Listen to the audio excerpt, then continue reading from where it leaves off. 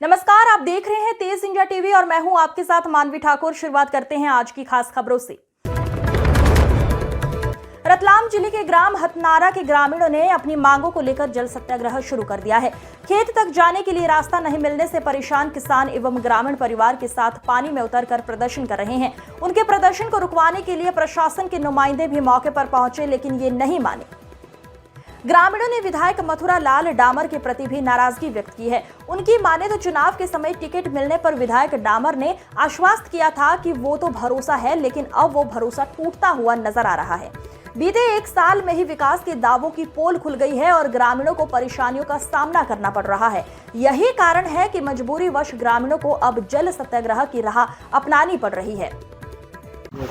क्या नाम है आपका? कपिल पाटीदार, गांव हथनारा, किसान। किस बात को लेकर के आप पानी में बैठ के आंदोलन कर रहे हैं? ये सड़क जो है खेत तक जाने का रास्ता है, इसमें कम से कम 10 साल 15 साल हो गए।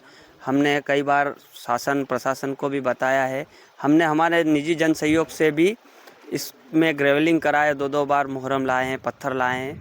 और ये नदी आती है, उफान पे रहती है, तो सारा मिट्टी वापस धंस के और वापस ये ख़राब हो जाती है। तो सांसद महोदय, जनप्रतिनिधियों को भी कई बार अवगत कराया और जनपद में भी इसका आवेदन दिया, कलेक्टर महोदय को भी दिया 2 बार, और अभी तक कोई हमारी सुनवाई नहीं हुई है। तो हमने कल से जल सत्याग्रह का निर्णय लिया, जो अभी तक कर रहे हैं। अच्छा, कितने घंटे हो गए हैं आपको लगातार पानी में? हम सुबह 9 बजे से बैठे हुए हैं, तो अभी 9 बजे से बैठे हुए हैं। अभी तक तो बैठे हैं, कल भी बैठे थे और आज रात को बैठेंगे। और हमारे कुछ किसान बंधुओं की तबीयत भी धीरे धीरे गिर रही है, क्योंकि पानी में लगातार बैठना वो भी सही नहीं रहता है। तो किसानों की तबीयत भी धीरे धीरे अब डाउन हो रही है। अच्छा, कितनी आबादी है गांव में और कितने लोगों के खेत है उस तरफ? यहाँ कम से कम 100 से 150 किसानों की ज़मीनें हैं, 1500-1600 बीघा तक की ज़मीनें हैं। और आबादी की बात करें तो 1700-1800 की गाँव की आबादी है और 2 गाँव से लगती हुई हमारी ये ज़मीन है।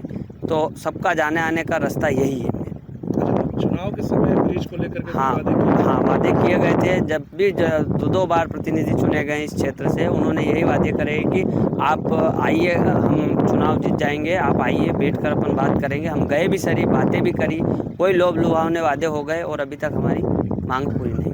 अच्छा, पिछली बार भी बीजेपी के अभी भी है। तो दोनों सांसद महोदय को भी, एक्स को भी बताया था, अभी भी वर्तमान को भी संज्ञान में है। और दोनों विधायकों को भी पता था कि ये बात कब की चल रही है, ये मुद्दा कभी का बहुत पुराना मुद्दा है, फिर भी नहीं को बताया गया। और ये मकवाना जी के भी संज्ञान में रहा है, मथुरा लाल जी के भी संज्ञान में, गुमान सिंह जी के। रतलाम के प्रतिष्ठित सीएम राइस विनोबा उच्च माध्यमिक विद्यालय ने नवाचार की श्रेणी में विश्व स्तर पर 3रा स्थान प्राप्त कर जिले का नाम गौरवान्वित किया है। इस महत्वपूर्ण उपलब्धि के उपलक्ष्य में मध्य प्रदेश के सूक्ष्म लघु एवं मध्यम उद्यम मंत्री श्री चैतन्य काश्यप ने विद्यालय के प्राचार्य संध्या बोहरा और उप प्राचार्य गजेंद्र सिंह राठौर को गुलदस्ता भेंट कर सम्मानित किया। इस अवसर पर आयोजित समारोह में मंत्री काश्यप ने विद्यालय को आधिकारिक प्रमाण पत्र भी प्रदान किया और स्कूल प्रबंधन, विद्यार्थियों और समस्त स्टाफ को इस सफलता के लिए शुभकामनाएं दी।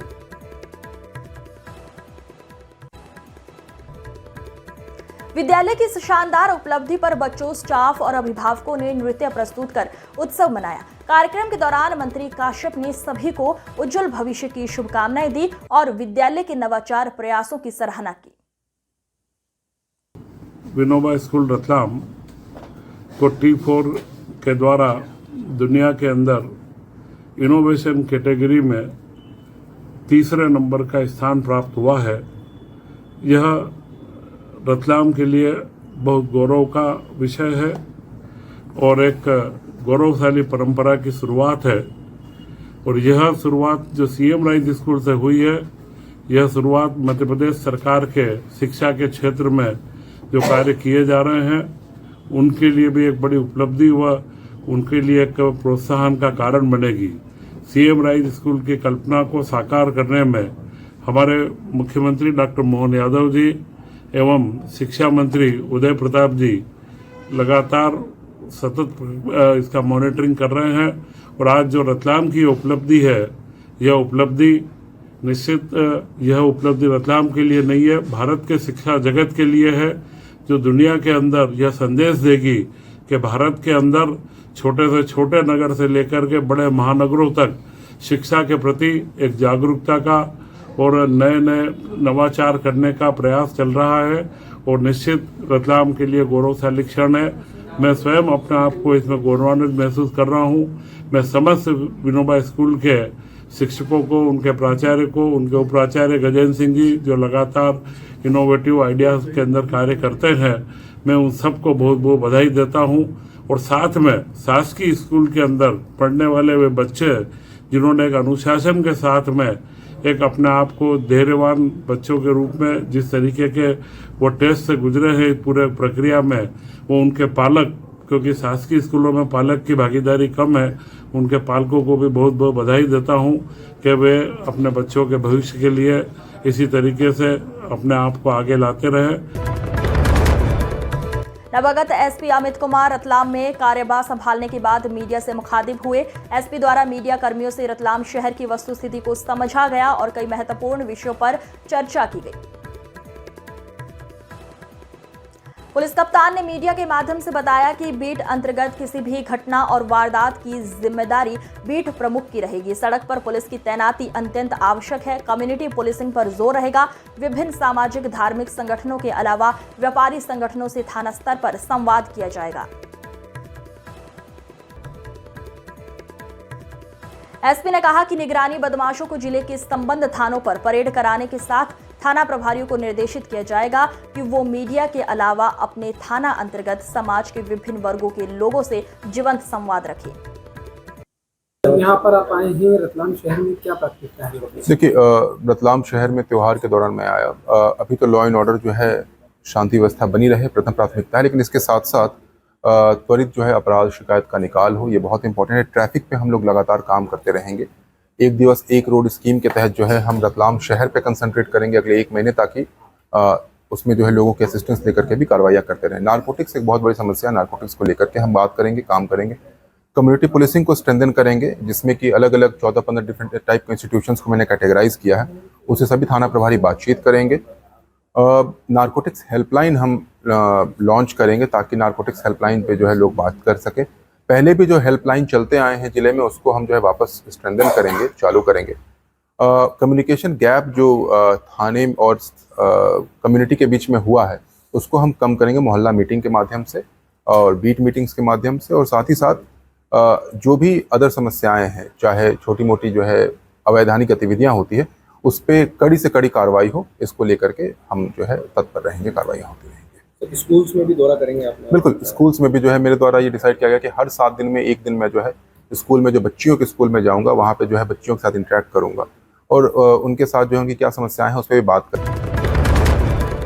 नीमच जिले में मध्य प्रदेश ग्रामीण बैंक में दिन दिहाड़े लूट का मामला सामने आया है। यहां पर आए 2 लुटेरे फायरिंग करते हुए 71,000 की लूट करके भाग निकले। इस घटना में 2 महिला सहित चौकीदार घायल हुआ है।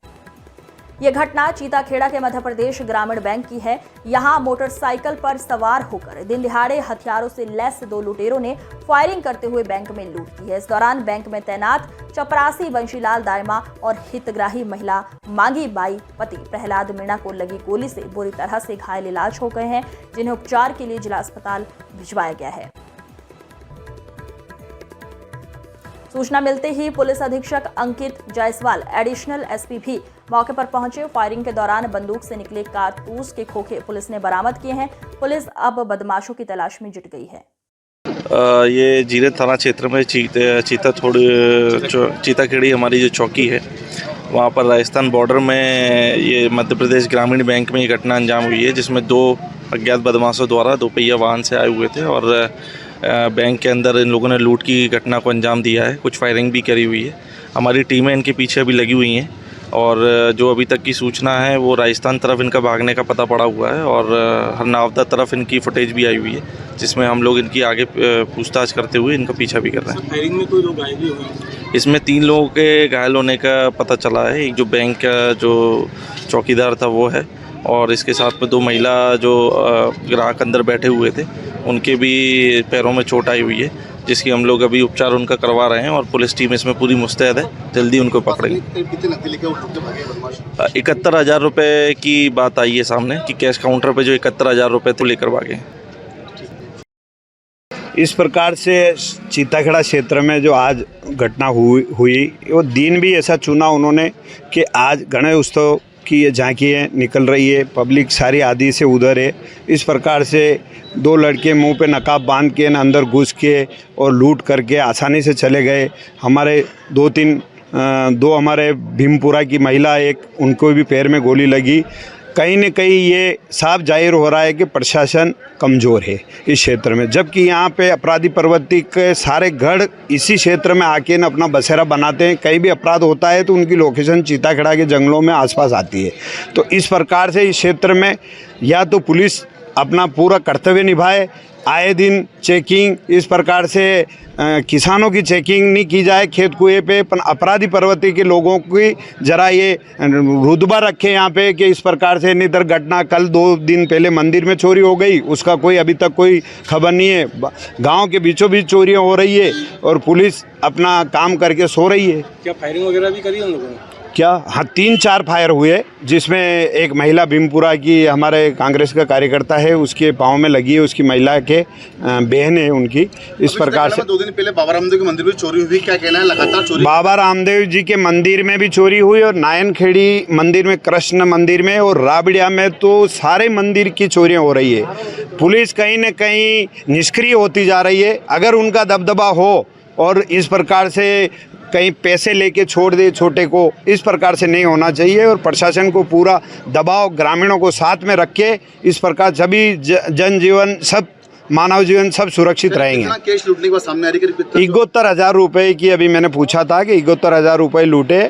थोड़ी देर पहले जब लूट हुई उससे पहले मैं खुद यहाँ से मोटरसाइकिल से बच्चों को दिखाने आया और एक 10 मिनट बाद लूट हो गई। मुझे खबर लगी, मैं भी मौके पर आया। आपका शुभ नाम? पर्वत सिंह जाट। आज की खबरों में बस इतना ही। देखते रहिए तेज इंडिया टीवी। नमस्कार।